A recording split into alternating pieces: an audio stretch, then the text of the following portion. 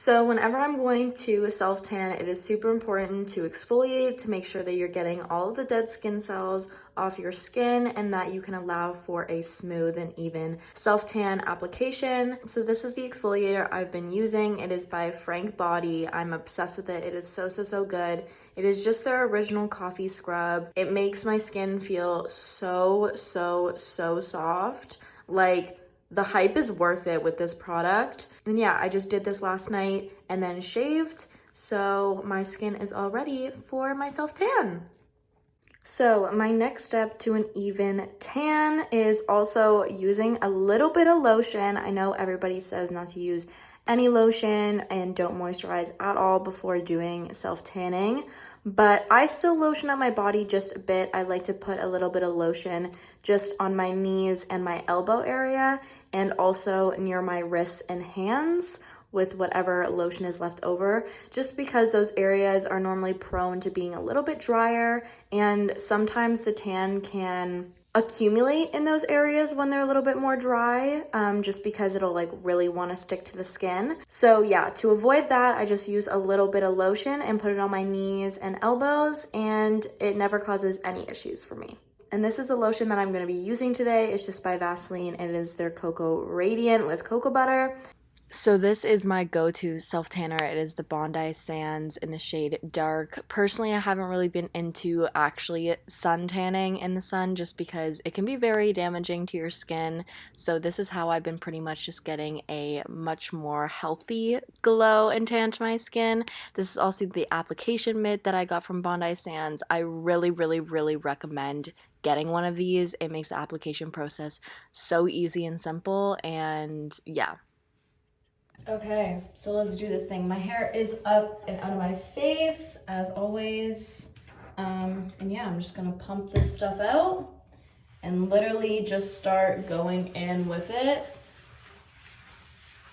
And yeah, working pretty quickly. Pretty much just putting it on like I would like body lotion. And yeah, so now that I don't really have much left on the mitt, I go down to the armpit area, and I'm also just kind of looking at it both in the mirror and just down at myself to see if I have any places that look a little bit streaky already. So bada boom, bada bing.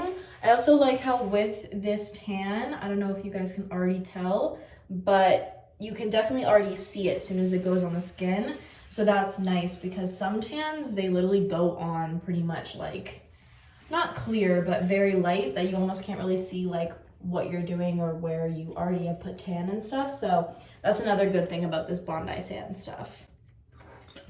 Move on to the chest. And I'm also working in like circular motions just because I don't want it to look streaky or anything.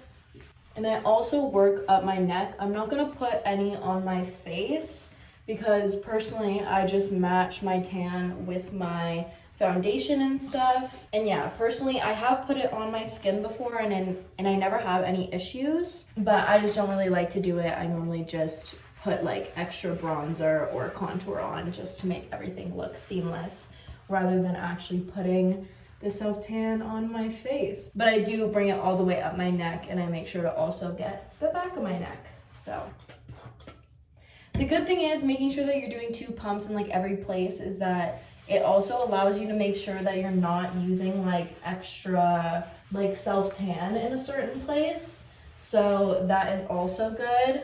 Okay, so this is what we got going on so far. I'm going to finish up the rest of my body and I will be back. So this is what the tan is looking like right after application.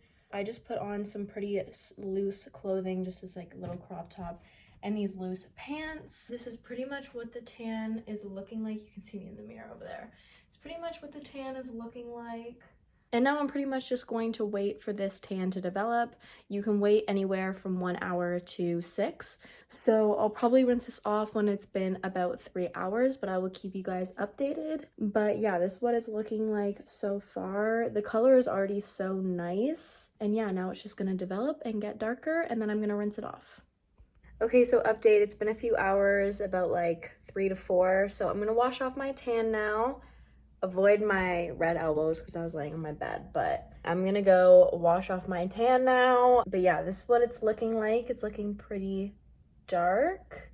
Definitely darker than my face, I can tell you that much. But I'm gonna be back once I rinse it all off, and I'll show you guys the final result.